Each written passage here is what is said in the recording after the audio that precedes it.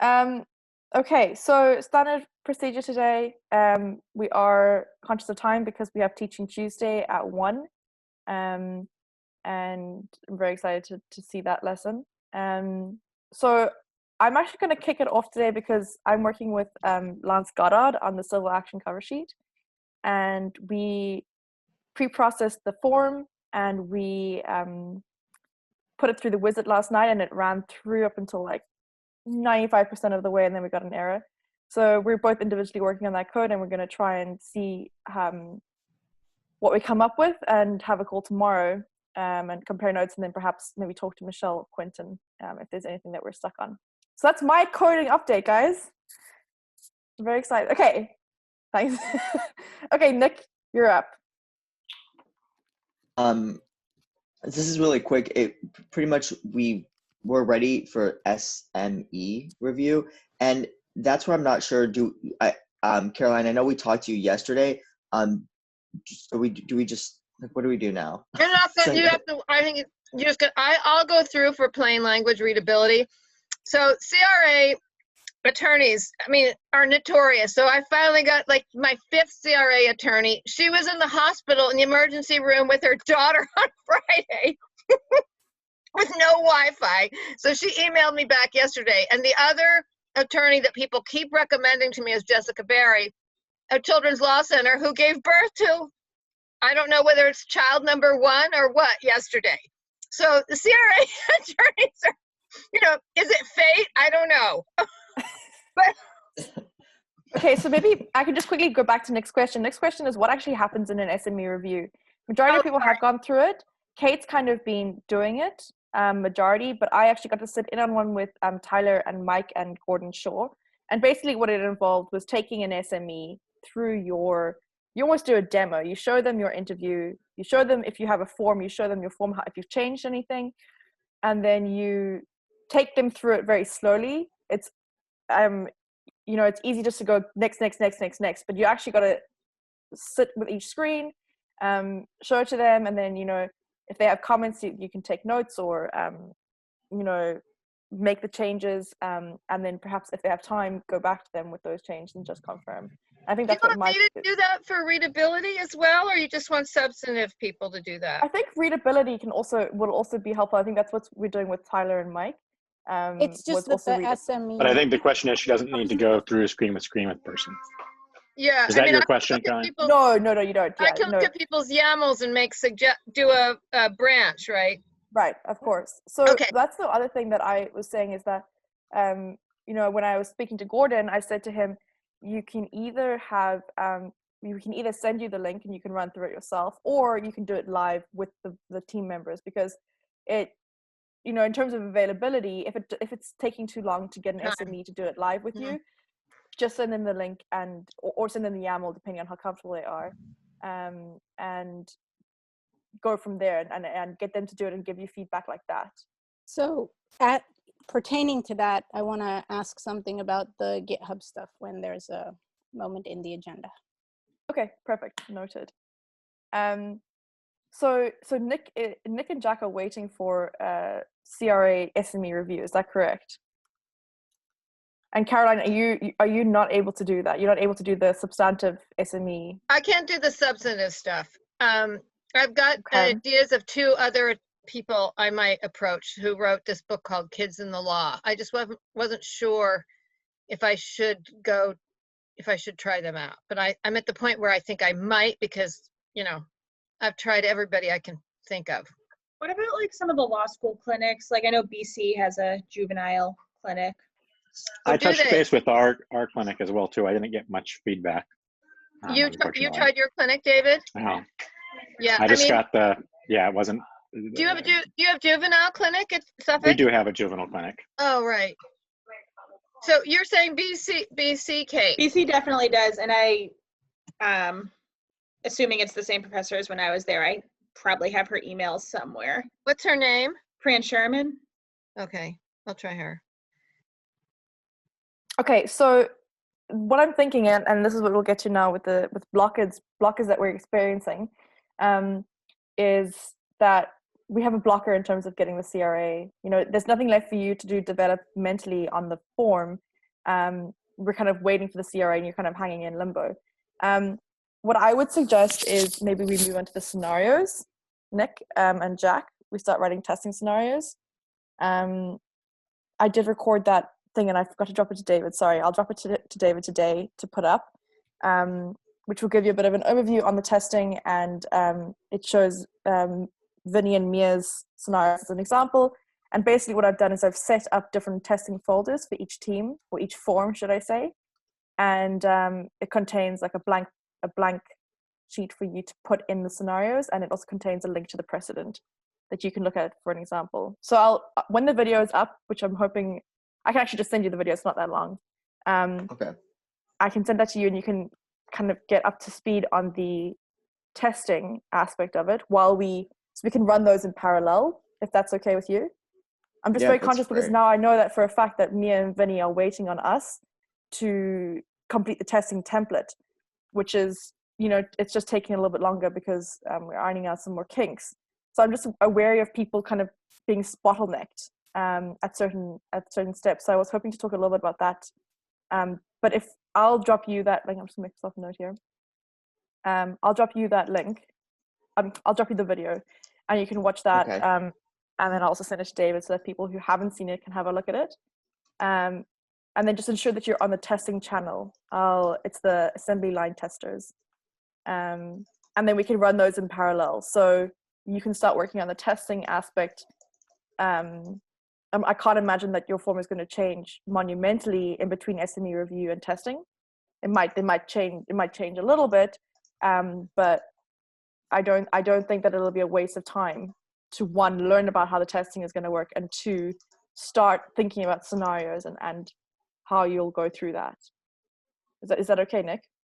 That's perfect. So what I'll do is I'll wait for I'll get the link to the video and then watch that. And then what were you talking about joining some kind of the channel? Is that on Slack? The testing channel is it Yes. testing channel on Slack?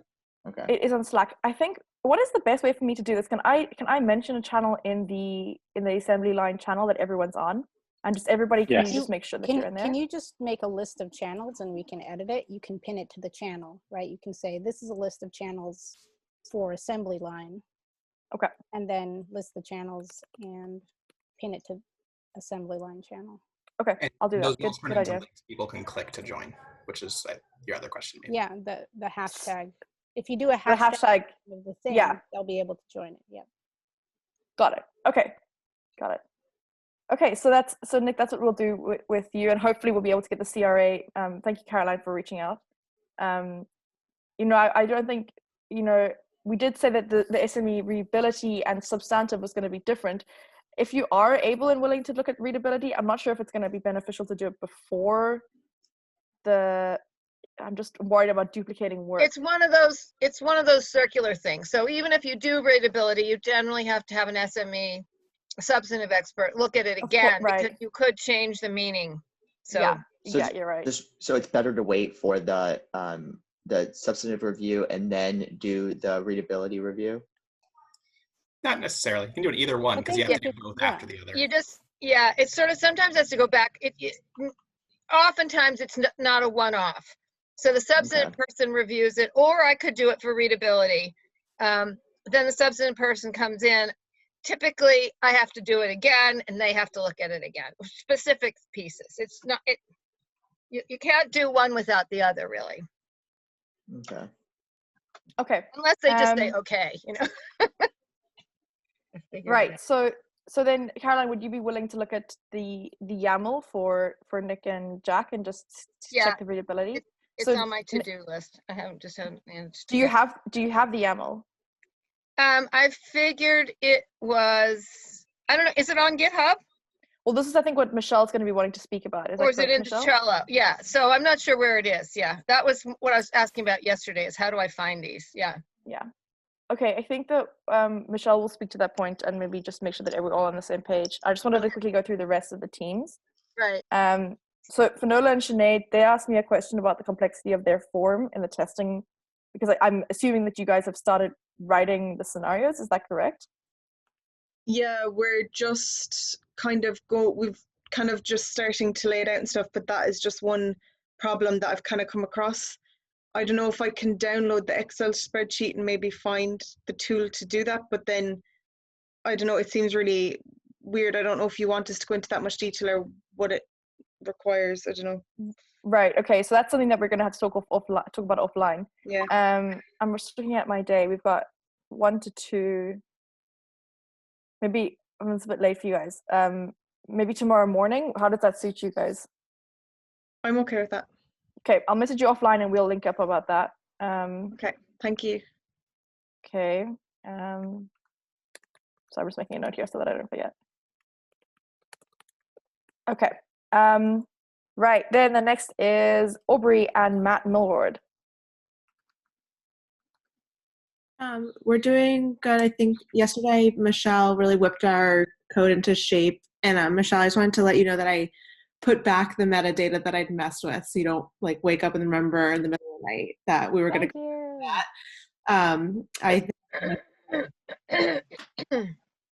And Kate put a message in that she'd reached out to Jamie. We're just kind of waiting for someone with SME review. So, because I have like a lot of questions about how the form works. I don't know if I'm making it more complicated or not, and I don't want to like keep adding questions into the Slack without knowing how exactly the form is being used. Okay, that's a good point. So do we have any idea about questions into the Slack? But yeah, no, by all means. But I think we're bouncing back and forth, making it more complicated than it currently is, because we don't exactly know. Yeah, of course. So I'm just thinking now. Are you at a stage where you're not developing anymore? You're just waiting for review? Yes. And you're waiting on Jamie. Sorry? I was just saying Matt had also suggested that we look at the testing videos, like you suggested that. Okay. Yeah, so what I'm going to do is I'm actually going to drop it all in the testing channel. And right now I'm just going to go into the assembly line. I know we'll do it properly later, but just so that you can assembly line testers. If you're not already, just double check that that everybody who's going to have to be testing is in that channel. And instead of messaging you guys all individually, I'll just message it on the group on that channel, and I'll at you. So that's that. Okay. And then Kate is SME for that form. Yeah. I mean, I suspect there just aren't really lawyers that do this form. It's going to like, be this is like a form you're doing. Like, I think actually Jamie's scenario of this is probably mostly being used when like one person was supposed to deal with the marriage license. It's the day before the wedding and they realized they didn't. This is the emergency marriage. Yeah. Yeah. And so it's probably not something lawyers are really doing. So, but could a lawyer in some other, like, who isn't an expert in it, since there are no lawyer experts in it, just with a lawyerly eye, take a look and see that nothing egregious is being, yeah, I mean, I could do that, but if there is like anyone who has ever, like Jamie's just checking to see if anyone has ever done this. She was going to ask on like, I think the Women's Bar Foundation listserv, which has more private lawyers, just in case. I'm also thinking like,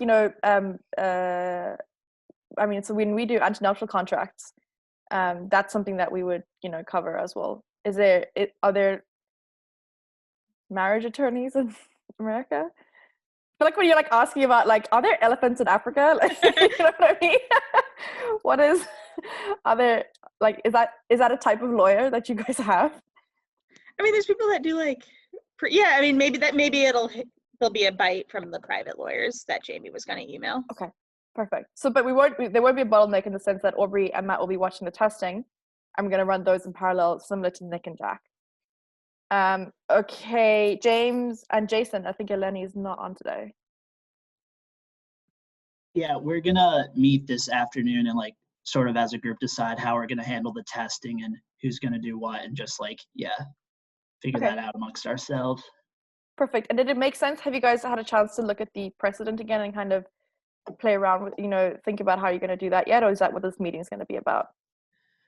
Yeah, I looked at that this morning and just sort of like started trying to figure out how we're gonna do it. And then this meeting's more just details amongst how we're gonna divide up the work. Okay, perfect. So we look forward to an update. if you could each do at least 2 scenarios, right? So it's not just like one person doing all the scenarios, so everybody gets a chance to get an understanding of how that works. Does that make sense? Yeah, that makes sense. Thanks. Okay, Mike and Tyler, but just Mike. Yeah, so we're just making some edits. I'm going back and forth with Gordon Shaw right now, and I'm kind of just inputting what he suggested. He asked me to like rearrange a few things and set a couple of extra variables, but then we wanted to meet again at some point later this week. So if you want to join me and Tyler, yeah, I'd love that. Yeah, I think he said he was available on Thursday, so just let me know the availability and I'll yeah, I said Thursday or Friday, so I think Thursday is probably best. I don't know about Tyler. I haven't talked to him about it yet, but also I think that Tyler not being there shouldn't really be a blocker. We can record it. We can, that's what I said. It's important that one of you are there. Mm-hmm. Ideally both, but if not possible, then we can't let that push us back another week. Yeah. Okay. And then Mia and Vinny. Okay, so they are the furthest in terms of scenarios, but now we've hit a bit of a block because we're trying to finalize the testing template. And Chandler Brenman is currently working on that, and I'm meeting with him after we have Teaching Tuesday to kind of wrap that up. We had some complications with the signature flow, but essentially what we're trying to do is make it that we're going to have as little work for, make it a very efficient process for people to be writing test cases. And unfortunately, it's just taking a tiny bit longer than we anticipated, because ideally I wanted to have this done last night. But Chandler and I were working on this all night, and then it's just taken another day. So I'm really sorry about the blocker there. It's not you guys, it's completely on us. Me and Chandler, not Chandler, I don't want to bring him into this.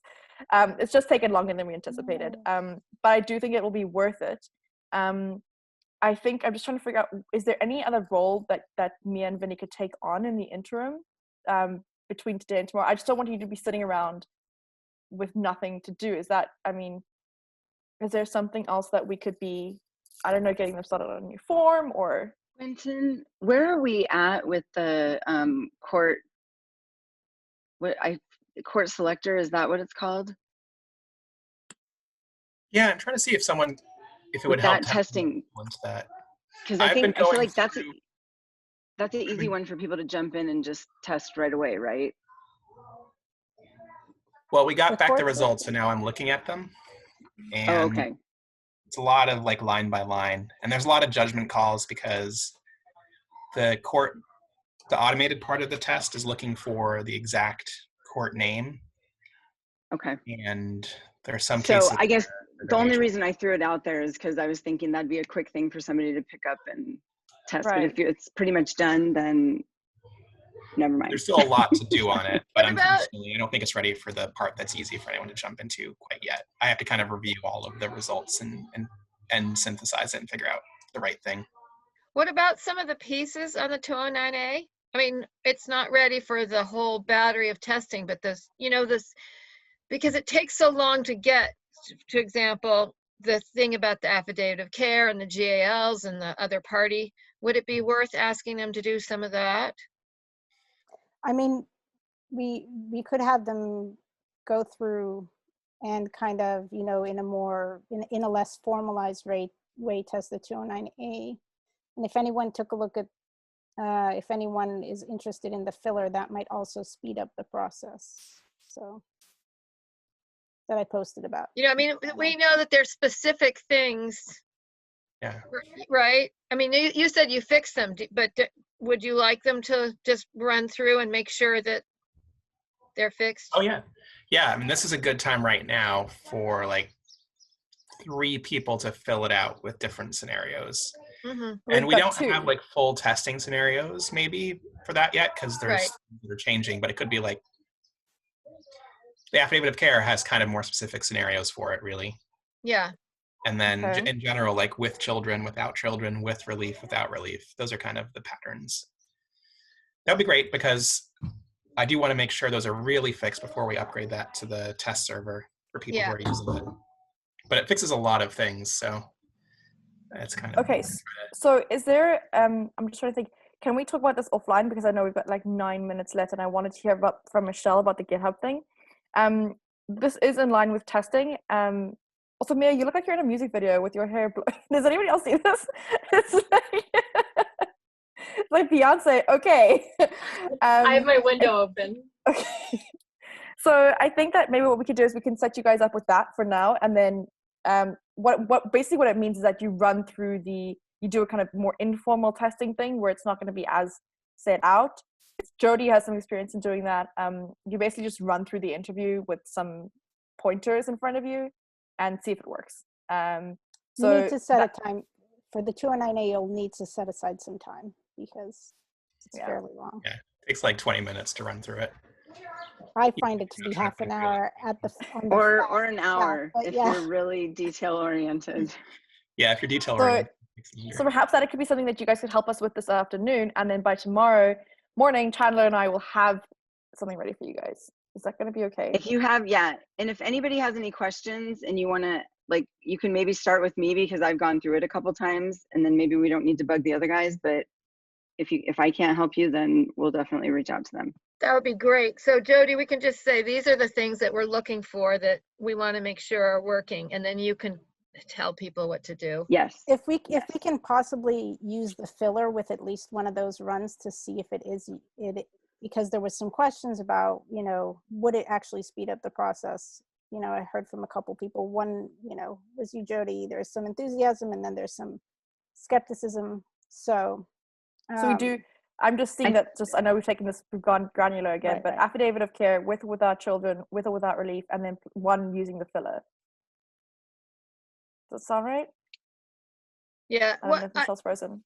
I mean, one of those can be at the same time as the filler. It can be at the same time. Okay. Ideally. Yeah. Okay, guys, we're gonna take this offline, but I think that the last thing is Anvita.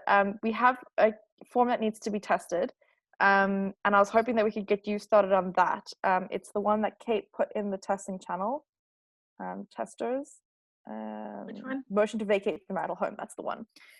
Kate, your answer for that is you just do exactly what you did. You just say, here it is. Okay. Go wild. And the person who's testing it can also reach out to you. So I think that perhaps what might happen is that Anvita will talk to you as the SME about the scenario. Did you do scenarios or not? No. So the process for scenarios has changed a lot since I did some scenarios before, so I didn't know what to do. Anvita's up to speed on the process for scenarios. I'm not going to speak for Anvita, but she knows a little bit more about how it's changed to come in since it's been amended. And so perhaps you guys could meet up and talk about the scenarios for that form, and then Anvita, you can take ownership of the testing of that form. That would be great. Is that all right with you? I would love to have someone who's not me do that.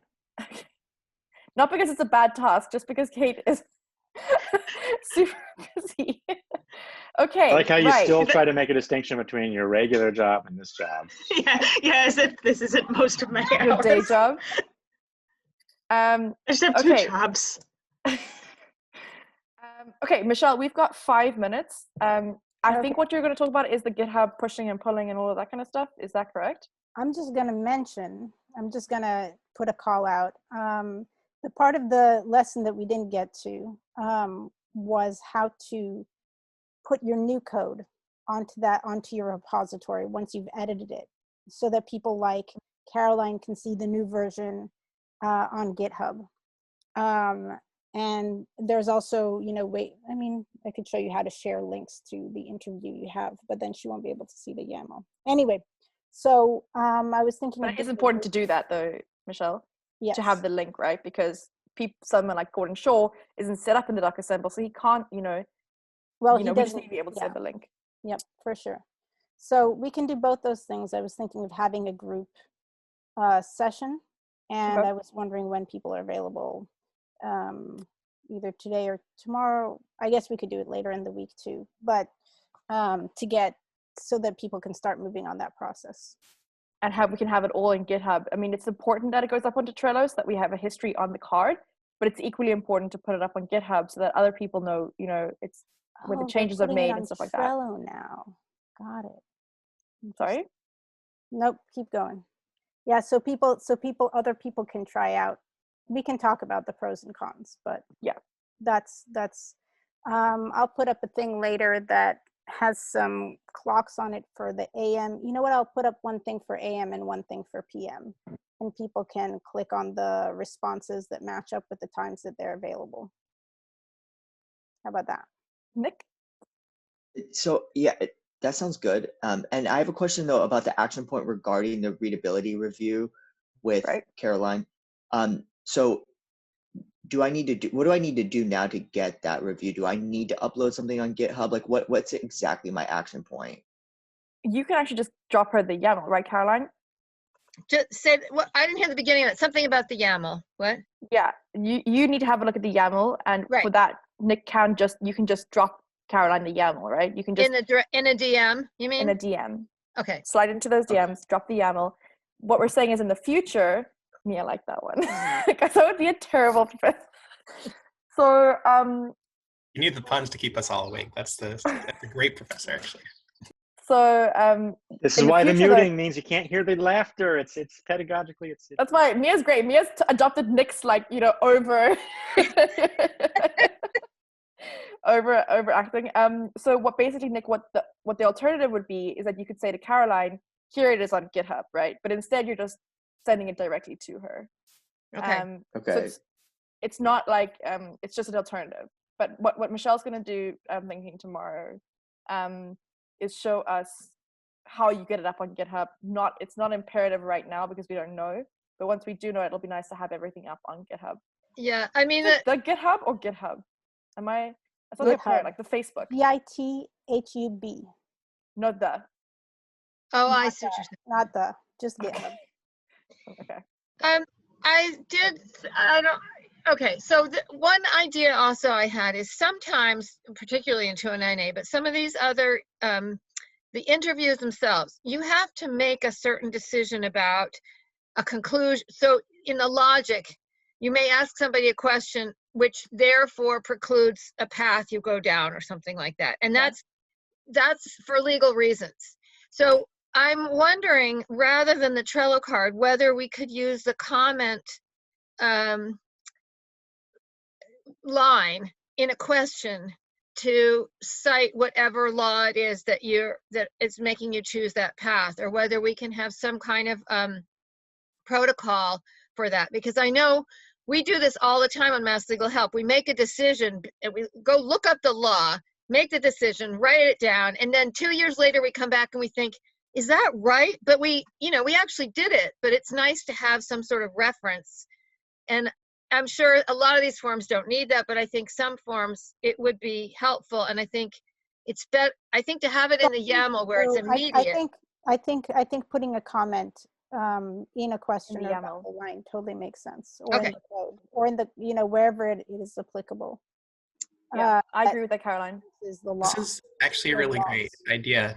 If there's also there's a big topic in like black box AI, right, about explainability, and DocAssemble has an explain function where you can basically document your legal reasoning or any kind of logical reasoning, which might be really nice. So we can at the end give people a way to understand how we made choices and hit different branches. Sure. Maybe a different project, but just starting with comments in the code seems like a really great place to begin.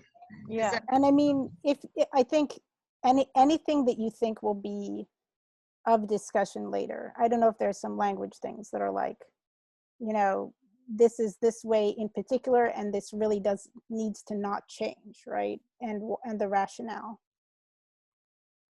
But we have eventually crossed over into Teaching Tuesdays, yeah. So I think let me swap the video.